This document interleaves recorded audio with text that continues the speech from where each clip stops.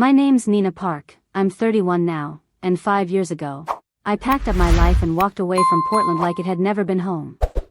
No big drama, no tearful goodbyes, just done.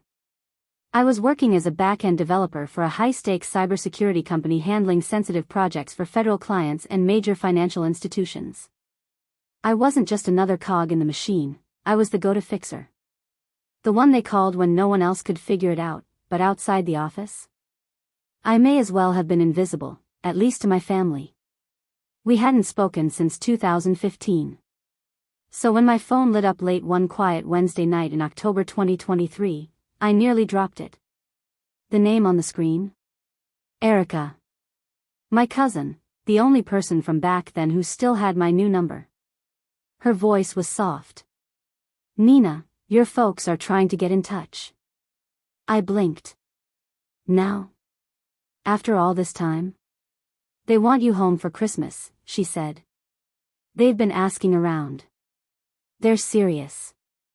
I sank onto the edge of my small Brooklyn apartment bed, heart pounding. I hadn't thought about them in forever. But just like that, the past hit me like a freight train that I was never the golden child, always the outsider. I could still see myself at 13, curled up in a stiff chair in Dr. Sharma's office. She looked my parents straight in the eye and said, Nina's not struggling because she's isolated, she's struggling because she's being overlooked. My mom rolled her eyes. We love both kids the same. But I knew better that my older brother, Brandon, was the shining star. Quarterback, student council president, every teacher's favorite. He got a brand new car on his sweet 16. Me? A second-hand hoodie that smelled like someone else's attic. Even during the holidays, his gifts sparkled under the tree like they belonged in a catalog. Mine? Tossed in with the wrapping paper, and now, after all these years, they suddenly wanted me back. What they didn't realize was, I wasn't that girl anymore. They had no clue who I'd become. Growing up, family events were pure chaos. Brandon always stole the spotlight, loud, charming, impossible to ignore. Meanwhile, I blended into the background like a forgotten lamp. That was around the time I found coding. IT started with a wrinkled flyer pinned to the school bulletin board, Intro to Computer Science Club, Room 19, Fridays after school. I figured, why not? I went once, and never stopped going. For the first time in my life, I felt seen, not by people, but by logic. By code. That club became my safe haven.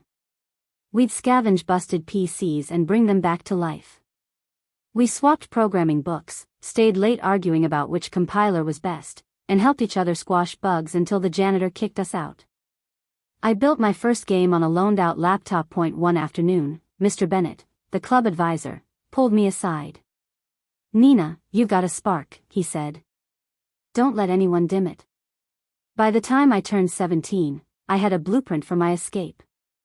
I applied to schools far from Oregon, determined to rebuild my life from scratch. Brandon? He was already thriving at a top-tier college in SoCal, fully bankrolled by my parents. Then came Thanksgiving. I remember it so clearly that my dad lifted his glass and said, "Here's to Brandon, making us proud at Westbridge." Everyone clapped. Then Mom chimed in, and Nina, well, we're encouraging her to find a reliable job. My uncle chuckled, "We've got openings at the diner." Laughter exploded around the table, even from my parents, but I didn't laugh. Because what none of them knew was that I had already been awarded a full scholarship to one of the best tech programs in the country, right in New York City. Full tuition, housing, a stipend, the works. I kept quiet, packed my bags, and moved into a tiny dorm in Manhattan. I waitressed part-time, busted my tail in class, and still graduated at the top of my program. Before my diploma was even printed, I'd landed a job at a premier cybersecurity firm. Fast forward 4 years, I just wrapped a 7-figure integration for a multinational bank. The performance bonus? Big enough to buy a condo. So I did. My realtor found it within days, a stunning brownstone in Fort Greene. Exposed brick, 2 bedrooms, sleek appliances, close to the park. At 31, I finally signed my name on something that was mine. 2 weeks before Christmas, I hosted a housewarming. Just my crew, the real ones. The friends who'd seen me sob over broken code at 2 a.m., who stuck around when I had nothing but takeout and dreams that we sat cross-legged on floor cushions, drinking cheap wine surrounded by unpacked boxes.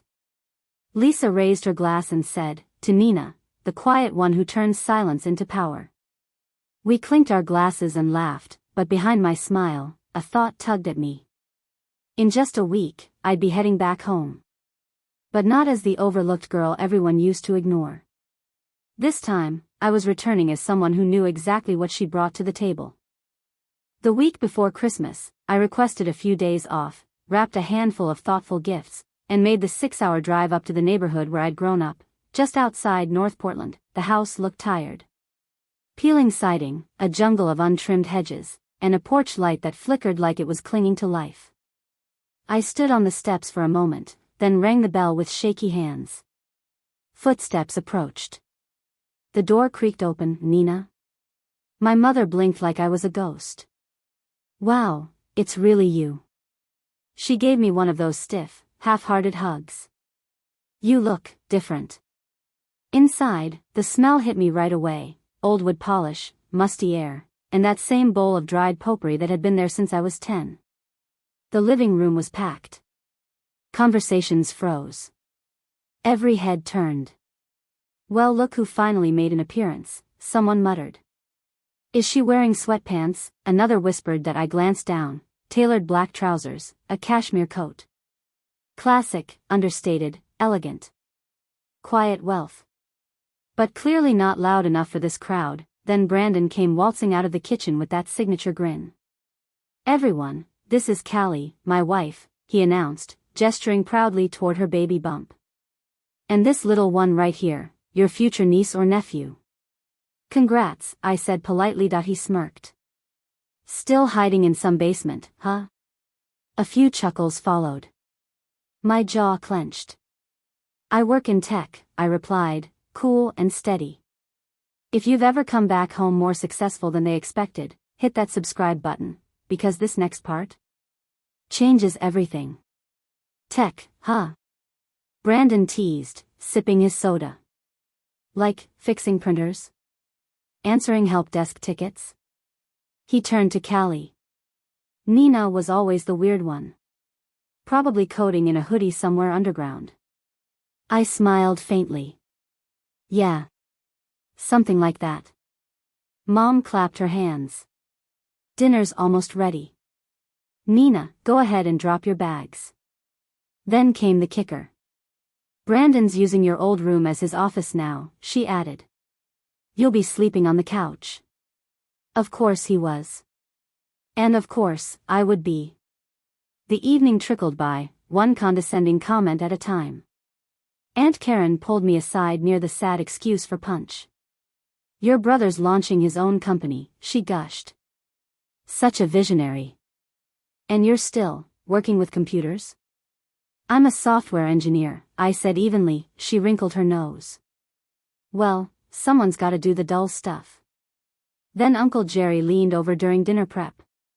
Still got a dishwasher spot open at my place. Pays minimum wage, but it's honest work. I gave him a polite nod. Thanks, but I'm good. When dinner started, I found my seat, tucked at the far end of the table, right next to the kitchen door. Naturally, Brandon was in his element, stealing the spotlight again. This is going to change the game, he declared. We just need the funding to launch. How much are we talking? Dad asked. 200 grand to start, Brandon said like he was ordering a pizza that I nearly choked on my water. It was every cliché startup pitch I'd ever heard at a tech conference. We'll figure it out, Mom said, patting his hand. Family looks out for each other. After dinner, she handed me a scratchy blanket and pointed to the couch. Christmas morning arrived with Brandon and Callie bounding down the stairs like it was 1998. The gifts? Piled high like a retail display. They opened mine, carefully chosen, quality gifts for each person. Wow, Nina, these are gorgeous, Mom said, holding up her new leather bag. Then it was my turn. Mom froze. Oh no, she said, too loudly. We completely forgot. Brandon burst out laughing. Just like old times, he smirked. Don't cry this time. You're a grown-up now, remember? Something inside me shifted, but it wasn't pain. Not anger, either. Just a clean, sharp clarity. I'm not crying, I said calmly, reaching into my purse. Actually, I gave myself something pretty amazing this year. I pulled out my keychain and held it up. The brushed silver glinted in the morning light. Mom squinted. What's that? Keys, I said simply. To my new place. I just closed the deal the week before. The room fell dead silent. Dad finally spoke. You bought a place? With actual money? I nodded. Yeah. From my job. The company I work for just licensed a cybersecurity framework I built to an international bank. My share of the deal? Pretty solid. Mom's eyes narrowed. How solid? I shrugged. Around $140,000 after taxes. The room went completely still. Brandon's jaw dropped. Callie's eyes popped open wide. My parents just stared, like I was about to confess to being a secret agent or something. $140,000 after taxes? Mom repeated, her voice pitching higher. What kind of job pays bonuses like that? I told you, I said, staying calm. I'm a software developer. I build security systems for Fortune 500 companies. Dad leaned in, suddenly interested. How long have you been making this kind of money? Since graduation, I answered. The bonuses fluctuate, but my salary's been in six figures for a while now. That's when the switch flipped. Mom stood up, all sugary sweetness. Sweetheart, why didn't you tell us? We're so proud of you. Dad jumped in. Brandon, did you hear that? Your sister works with Fortune 500 companies.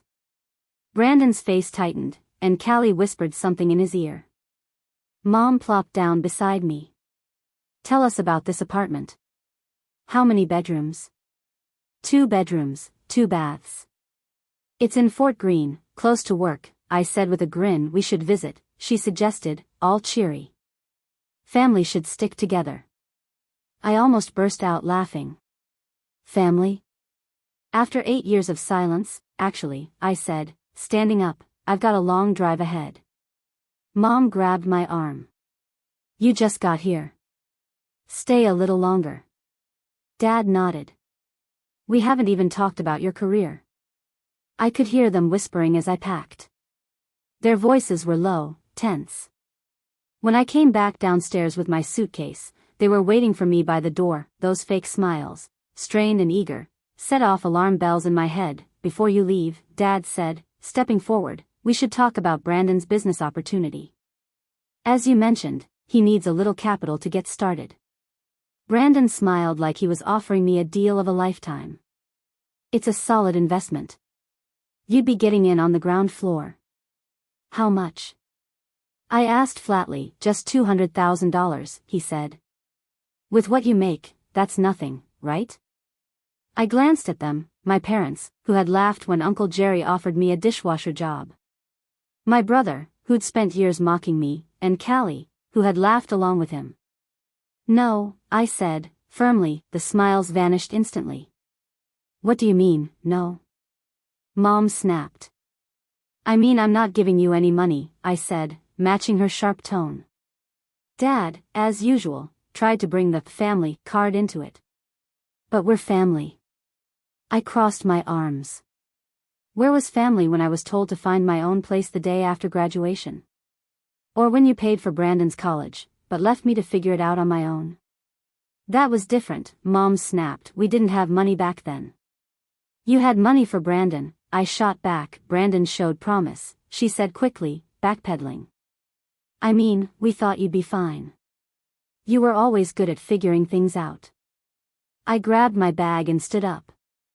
I need to go. You selfish brat. Brandon shouted. After everything this family did for you. What did you do? I countered, not backing down. Raise me? Feed me? That's called parenting, not charity. And let's not forget, you made sure I knew I wasn't wanted. I walked toward the door, but they followed me, still protesting. You'll regret this. Mom screamed. I won't, I said, and I meant it. By the time I hit the highway, my phone was blowing up with calls and texts, guilt trips, accusations, you name it. I blocked them all at the next rest stop. Back in Brooklyn, I poured a glass of wine and watched the city glow from my balcony. Sarah texted, heard what happened. Sorry about them. Don't be, I replied. This is the best gift they ever gave me. Freedom. She sent a laughing emoji. Your mom's telling everyone you're ungrateful. Let her, I wrote back. That night, I slept better than I had in years. The next morning, my phone buzzed with a flood of messages, but not from my parents or Brandon. These were from aunts, uncles, and cousins I hadn't spoken to in years. Your mother told us what happened. How could you abandon your family? Brandon is trying to build something. You should support him. We always knew you were selfish. One by one, I blocked them all. Every name, every guilt trip gone. Except for Sarah. She called that afternoon. Jesus, Leah, she sighed. The whole family's imploding. Your mom called everyone saying you're rich and won't help Brandon. Good for her, I said dryly. She's telling people you've forgotten where you came from. Of course she is. God forbid they admit the daughter they ignored actually did something with her life. Sarah's voice softened. I'm proud of you. For what it's worth. It's worth a lot, I told her. You're the only one I care to keep in touch with. Are you really okay cutting everyone else off? I smiled faintly. Sarah, I cut them off 8 years ago. This just made it official. That evening, I met my friends at our usual spot in Fort Greene, a cozy wine bar with worn leather booths and fairy lights over the bar. I told them everything. Good riddance, Lisa said. They sound toxic as hell. Do you think you'll miss them? Another friend asked. I thought about it. No. I think I've been mourning the family I never had. This just closed the book. I raised my glass to chosen family. To chosen family, they echoed, smiling. As we toasted, my phone buzzed, an unknown number. I switched it to silent. 6 months later, summer had wrapped the city in sunlight. I sat on my balcony, coffee in hand, watching the morning unfold below. It felt like emerging from a fog I hadn't realized I'd been living in. Sarah still called weekly with updates. Not because I asked, but because she cared. Jake's daughter was born last month. Madison, she told me one afternoon. That's nice, I said, and I meant it. I hoped that little girl would be loved better than I had been. According to Sarah, Brandon and Callie were still living with my parents. The big startup was still just talk. Even the relatives were getting tired of hearing about it. Apparently, my parents had turned my betrayal into their favorite soap opera. At every family gathering, they painted me as the ungrateful daughter who vanished despite all their sacrifices. Meanwhile, my life had taken a turn I wouldn't trade for anything. 3 months after that disastrous Christmas, I met Ethan at a coffee shop near my office. A freelance designer with a gentle smile and a deep respect for boundaries. Ethan understood the tech world, and, more importantly, what it meant to walk away from a toxic family. He had done it, too. Work was thriving. I'd been promoted to lead systems architect for a major AI security integration. The pay raise was great, but what thrilled me more was the freedom to build something groundbreaking. My team respected me. My ideas mattered. I was finally building the kind of life I used to dream about from a lumpy couch in my parents' basement. About a month ago, Brandon somehow got hold of a new number and called. Hey, Leah, he said awkwardly. Thought we could catch up. What do you want? I asked. Hurry. Madison should meet her aunt. Things are tight right now. Mom and Dad's house needs work. No, you don't even know how much. Doesn't matter. He exploded. I hung up, blocked the number, and as I sat there in my own apartment sipping coffee beside Ethan, I felt nothing but peace. Everything they said I'd never have, love, stability, success, I built on my own terms. Sarah later mentioned they were turning my old bedroom into a nursery. It didn't sting. That room never felt like mine. This one does. They still tried reaching me through distant cousins and family friends. My favorite was Aunt Nora's voicemail, "Family is forever, Leah." But I'd already walked away, and I wasn't turning back. Ethan and I were planning a trip to Japan next month. We'd been learning the language, mapping temples, and bookmarking noodle shops. Sarah messaged me. "Mom saw your post. She says it's typical. You'd rather vacation than help family." "Good," I said. "Maybe she'll finally get it." Last week, I was promoted to head of engineering, top 1% salary. My boss said, "You earned this." We celebrated with friends. Lisa joked, "Your mom probably sensed your bank balance went up that night." Ethan brought champagne to the balcony. "Let's buy a house," I said. "With space, a yard, maybe a dog." My phone buzzed. Sarah again. "Mom says, you must be a drug dealer." I laughed.